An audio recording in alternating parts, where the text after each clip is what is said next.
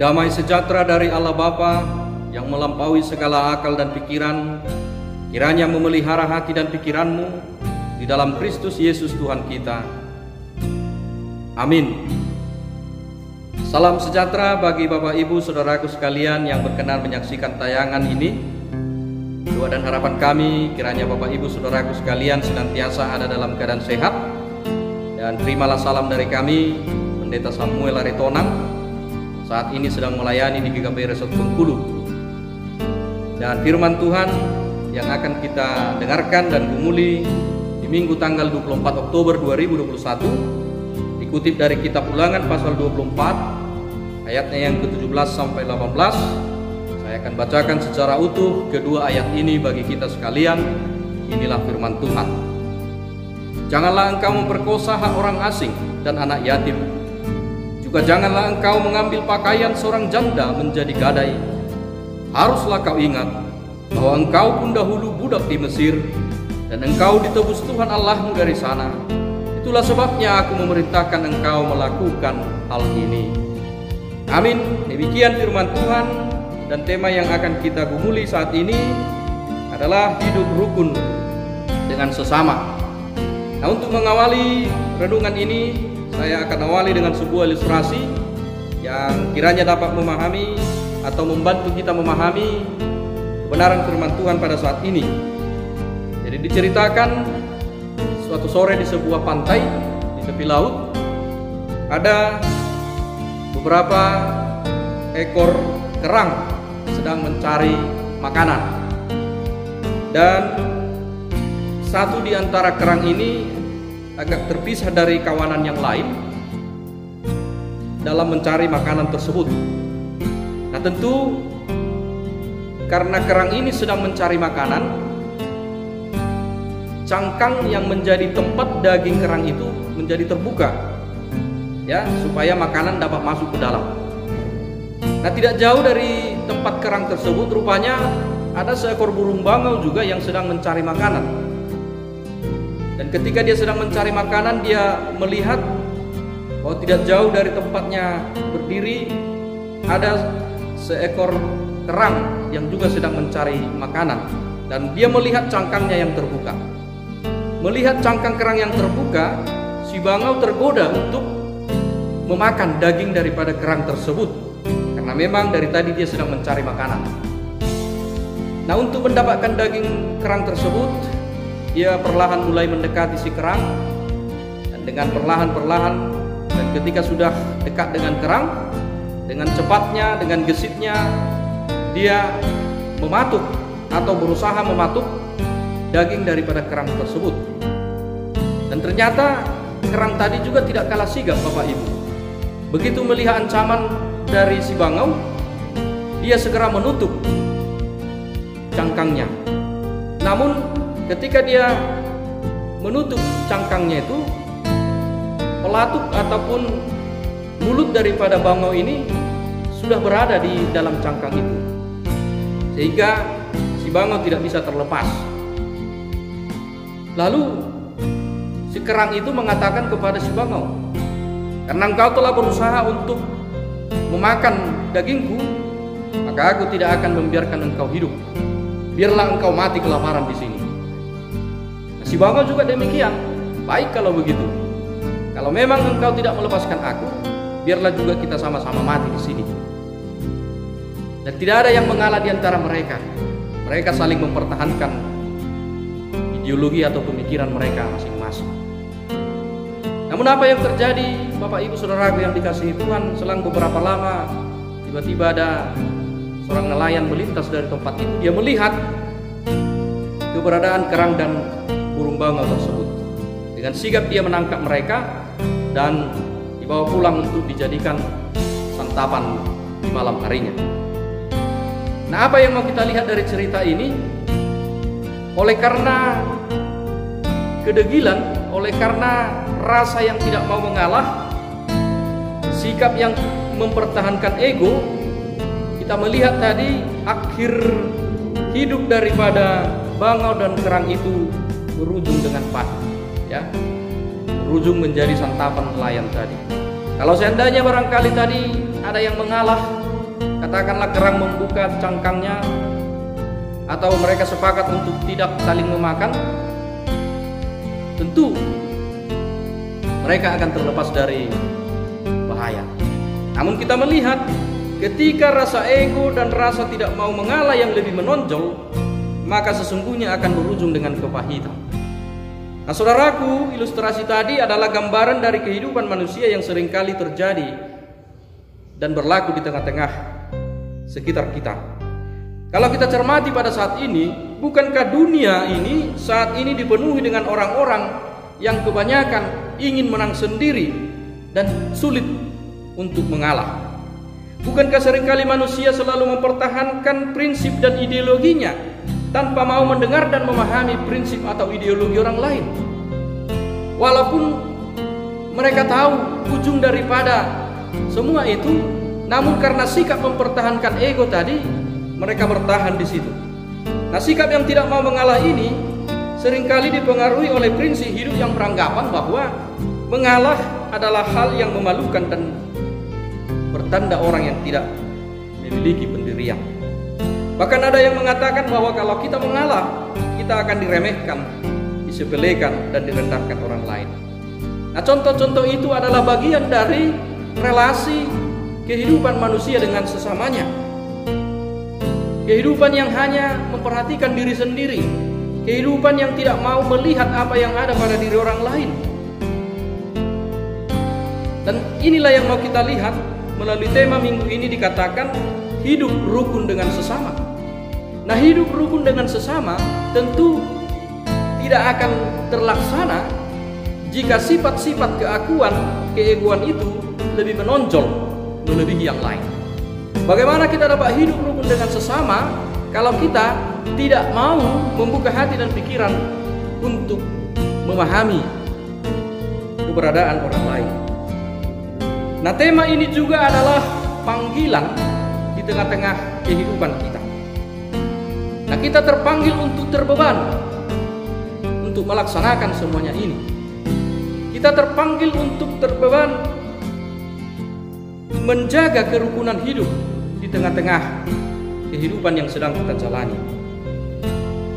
Saya katakan kita harus terbeban karena hidup rukun itu adalah ketetapan Allah di tengah-tengah kehidupan kita. Nah, bicara soal kerukunan Bapak Ibu Saudaraku yang dikasihi Tuhan, tentu itu bicara soal bagaimana relasi atau hubungan yang kita bina dengan orang-orang yang ada di sekitar kita. Dan berbicara tentang relasi dengan orang lain, ada orang yang pernah mengatakan begini. Nah, sesungguhnya di dalam hidup ini yang paling penting adalah menjaga relasi kita dengan Allah. Dan terkadang di dalam menjaga relasi dengan Allah, dia kesampingkan relasinya dengan sesama. Nah, memang benar bahwa menjaga relasi dengan Tuhan itu sangat penting dan paling utama dalam kehidupan kita. Namun saya harus katakan kepada kita sekalian bahwa di dalam menjaga relasi yang baik antara kita dengan Tuhan, itu tidak serta-merta kita mengenyampingkan atau mengesampingkan relasi kita dengan sesama. Karena sesungguhnya perwujudan relasi yang baik dengan Tuhan itu akan tercermin bagaimana kita berinteraksi dengan orang lain, bagaimana kita membina hubungan dengan orang lain. Kerukunan kita dengan Tuhan itu sangat ditentukan bagaimana kita hidup rukun dengan sesama. Dan Yesus sendiri pun pernah atau menetapkan hal itu di dalam kesaksian Alkitab. Kalau kita baca di Matius 22 ayat 37 sampai 40, yang sering kita kenal dengan istilah hukum yang terutama, di sana Tuhan mengajarkan bahwa kita harus mengasihi Tuhan Allah dengan segenap hati dan dengan segenap jiwa, dengan segenap akal budi. Itulah hukum yang terutama dan yang pertama. Tapi Tuhan pun mengatakan, dan hukum yang kedua yang sama dengan itu ialah kasihilah sesamamu manusia seperti dirimu sendiri. Pada kedua hukum inilah tergantung seluruh hukum Taurat dan kitab para nabi. Dan di Matius 25 ayat 40b, Yesus pun pernah mengatakan, Aku berkata kepadamu, sesungguhnya segala sesuatu yang kamu lakukan untuk salah seorang dari saudaraku yang paling hina ini, kamu telah melakukannya untuk aku.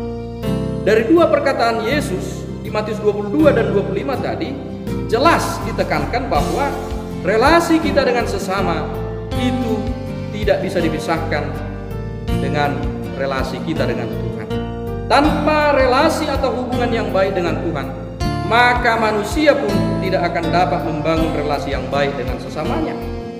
Atau dengan kata lain, jika hubungan kita dengan sesama itu buruk, maka sesungguhnya itu adalah pertanda bahwa hubunganmu dengan Tuhan juga buruk. Saya ulangi, kalau hubunganmu dengan sesamamu itu buruk, itu adalah pertanda bahwa sesungguhnya hubunganmu dengan Tuhan pun sedang buruk. Karena Tuhan tidak pernah menginginkan ketidakrukunan di tengah-tengah kehidupan umatnya. Bapak Ibu Saudaraku yang dikasihi Tuhan, perikop minggu ini adalah pesan daripada Allah melalui Musa kepada bangsa Israel sebelum mereka memasuki tanah yang dijanjikan itu, yaitu tanah Kanaan. Jadi sebelum mereka memasuki tanah Kanaan itu, Allah berpesan kepada mereka, karena Allah sudah paham betul karakter bangsanya. Dia berpesan agar hubungan antara bangsa Israel dengan penduduk tanah Kanaan itu dapat tercipta, terbina dengan baik. Allah menginginkan agar ketika mereka nanti masuk ke Kanaan itu, ada kerukunan yang tercipta di antara mereka. Nah, apa yang menjadi pesan Tuhan yang harus dilakukan oleh bangsa Israel dalam menjaga kerukunan itu? Kita baca tadi di ayat 17, dikatakan demikian. Janganlah engkau memperkosa hak orang asing dan anak yatim. Juga janganlah engkau mengambil pakaian seorang janda menjadi ganai. Nah, kenapa Tuhan menganalogikan atau menggambarkan orang asing, anak yatim, dan juga janda di dalam ayat 17 ini? Nah, saudaraku, gambaran orang asing, anak yatim, dan janda ini adalah gambaran dari orang-orang yang dianggap kecil dan lemah dalam tatanan masyarakat pada saat itu. Dari sini kita melihat bahwa Allah ingin mereka juga memperhatikan orang-orang yang terpinggirkan seperti itu. Kenapa? Kenapa Allah memberi perhatian sedemikian khusus kepada orang-orang tersebut?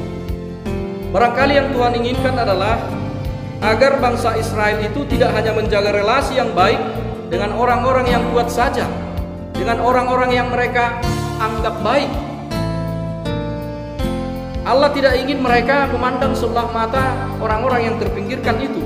Allah ingin juga bangsa itu membina relasi yang baik dengan orang-orang yang seperti itu.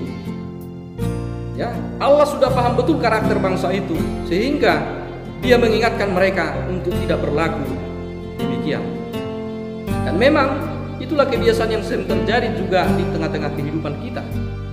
Bukankah yang lebih bersinar, yang lebih menarik, yang lebih cemerlang, yang lebih baik, dan sejuta kelebihan lain, itu yang seringkali lebih diperhatikan dibanding yang kurang dan yang lemah? Dan itu adalah hukum dunia. Dunia menjadikan yang terang semakin cemerlang dan yang redup menjadi semakin redup. Tetapi Tuhan tidak ingin hal-hal tersebut. Tuhan tidak ingin umatnya hanya menjaga relasi, hanya bisa rukun dengan orang-orang yang strata sosialnya sama atau bahkan lebih tinggi, dan menganggap rendah yang lain. Tuhan memperhatikan kaum-kaum yang termarginalkan tadi.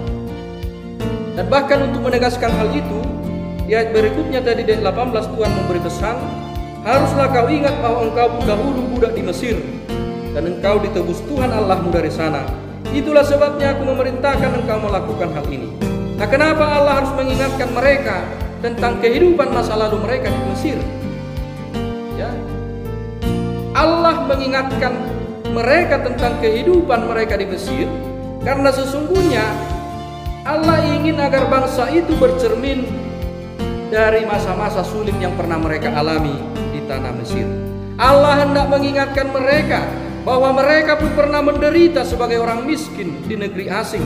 Maka ketika mereka sudah tahu rasanya menderita, maka ketika mereka sudah tahu bagaimana sakitnya diperlakukan dengan tidak baik, mereka diajak untuk berbela rasa dengan orang yang menderita, orang yang terpinggirkan.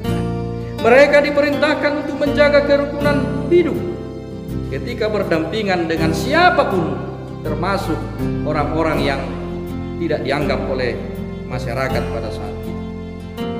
Saudaraku yang dikasihi oleh Tuhan kita Yesus Kristus, pesan yang disampaikan oleh Tuhan kepada bangsa Israel dalam perikop ini juga menjadi pesan dan panggilan bagi kita yang percaya pada Tuhan di dalam kehidupan sekarang. Karena sesungguhnya kalau kita cermati dalam kesaksian-kesaksian Alkitab, kekristenan itu sangat menjunjung tinggi hubungan yang baik dengan sesama. Seorang yang sudah dipulihkan hubungannya dengan Tuhan, seluruhnya mendapat tanggung jawab bagaimana dapat membangun dan memelihara hubungan yang baik dengan sesamanya. Ya, itu termaktub dalam hukum kasih tadi. Nah, firman Tuhan minggu ini di dalam tema hidup rukun dengan sesama mengajak kita sekalian untuk merenungkan sudah sejauh manakah sikap kita di dalam hidup berdampingan dengan orang lain atau sesama kita.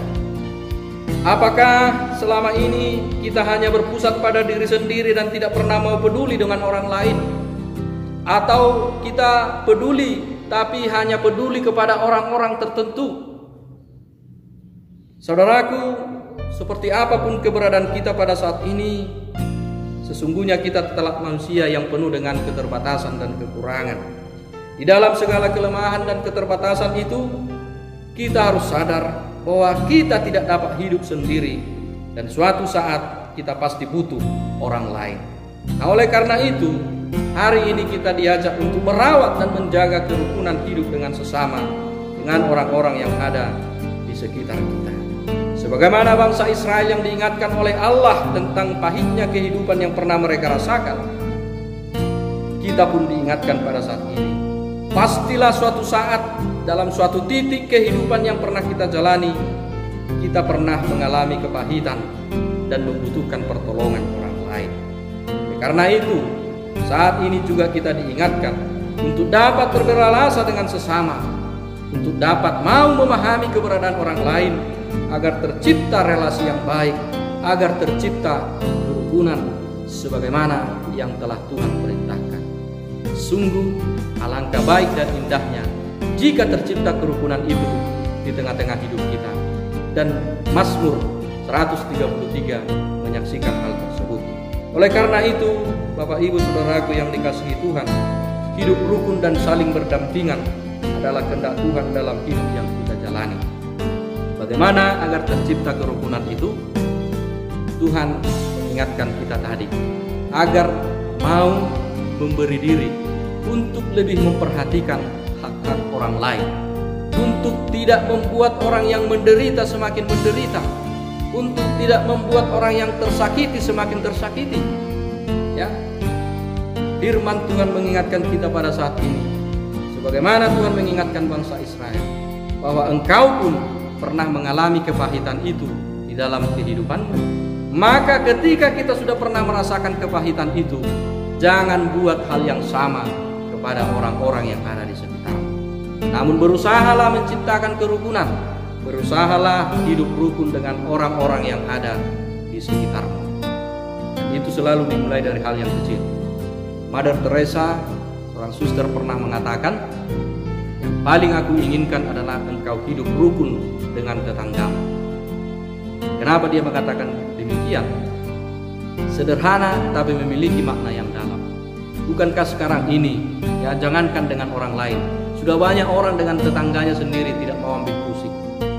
Nah, bagaimana kita bisa memperhatikan kehidupan orang banyak kalau orang-orang yang ada di sekitar kita juga kita tidak perhatikan?